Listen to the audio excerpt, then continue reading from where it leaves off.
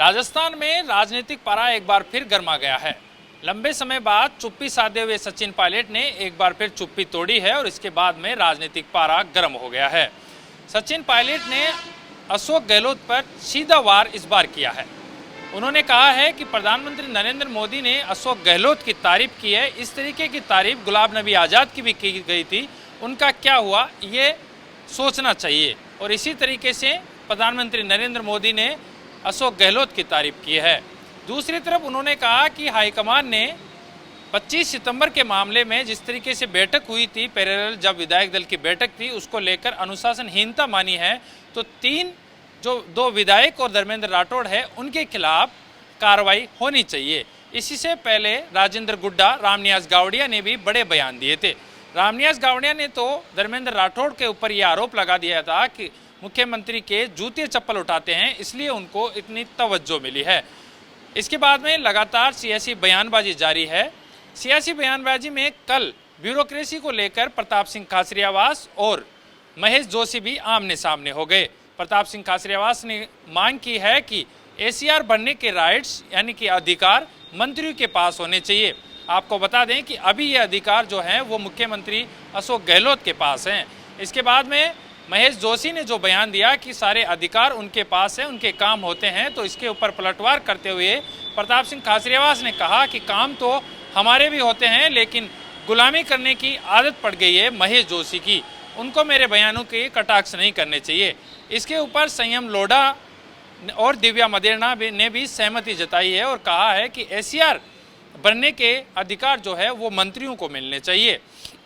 आपको बता दें कि अब क्या सचिन पायलट को ये हाईकमान से इशारा मिला है, जिसके बाद में सचिन पायलट ने इस तरीके की बयानबाजी की है, क्योंकि पिछले 40 दिन से सचिन पायलट चुपचाप बैठे थे।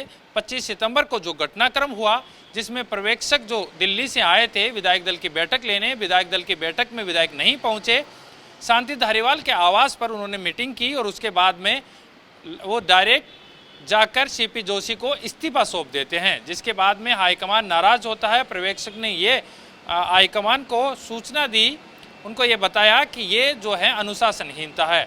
अब जब अनुशासनहीनता मान ली गई है और उनके जवाब दे दिए गए हैं, तो सचिन पायलट ने मांग की है कि इन तीनों के खिलाफ अनुशासनहीनता की कार्रवाई होनी चाहिए। अब गुजरात चुनाव की तारीख जो है वो तय हो गई है, उनकी घोषणा हो चुकी है, जिसके बाद में अशोक गहलोत मुख्यमंत्री अशोक गहलोत अब वहां पर लगातार दौरे पर रहेंगे, क्योंकि उनको जिम्मेदारी दी गई है। वहीं सचिन पायलट को स्टार प्रचारक वहां का बना गया है, तो दोनों को ही अहम जिम्मेदारियां दी गई है। दोनों जगह पर जीत हासिल करेगी और इसको देखते हुए अशोक गहलोत अब लगातार दौरे गुजरात के करेंगे। गुजरात में अशोक गहलोत का प्रभाव है और अच्छी जानकारी और अच्छा प्रभुत्व है, जिसकी वजह से वहाँ के लोग उनको मानते हैं और सुनने आते हैं। क्या इस बार भी वो अपना दबदबा वहाँ पर कायम रख पाएंगे और क्या प्रधानमंत्री नरेंद्र मोदी के गढ़ में अपनी छाप छोड़ पाएंगे? प्रधानमंत्री नरेंद्र मोदी ने उनकी तारीफ में मानगढ़ में तारीफ की और कहा कि हम उस समय से हमारे सीनियर नेता हैं अशोक गहलोत, जब हम मुख्यमंत्री हुआ करते थे, हमारे में सबसे आगे मुख्यमंत्री अशोक गहलोत जो है वो बैठते थे। तो उनकी तारीफ के बाद में कई मायने निकाले जा रहे हैं, जिसके ऊपर कटाक्ष करते हुए सचिन पायलट ने कह दिया कि जिस तरीके की तारीफ प्रधानमंत्री नरेंद्र मोदी ने गुलाम नबी आज़ाद की भी की थी।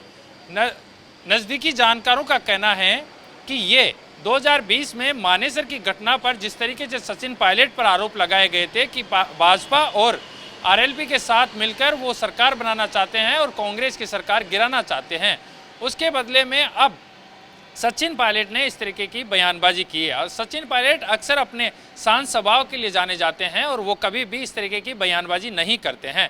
इस बार इस तरीके की बयानबाजी करना महत्वपूर्ण हो जाता है। इसको इस मायने से भी जोड़कर देखा जा रहा है कि क्या सचिन पायलट को अब हाईकमान से ये इशारा मिला है कि आने वाले कुछ ही समय में अब बड़ा फैसला राजस्थान में हो सकता है। लेकिन अब लगातार चारों तरफ से स्वर और आवाज़ उठने लगी है कि राजस्थान में जल्द ही कोई बड़ा निर्णय लेना चाहिए और उसके बाद में चुनाव में जाना चाहिए। इसके साथ ही गुजरात और हिमाचल प्रदेश के चुनाव जीतने के भी दावे लगातार कांग्रेस की तरफ से किए जा रहे हैं। लगातार ये घटनाक्रम क्या रूप लेता है, इसको लेकर लगातार अपडेट करते रहेंगे। आप बने रहिए महानगर टाइम्स के साथ। सागर चौधरी, महानगर टाइम्स, जयपुर, राजस्थान।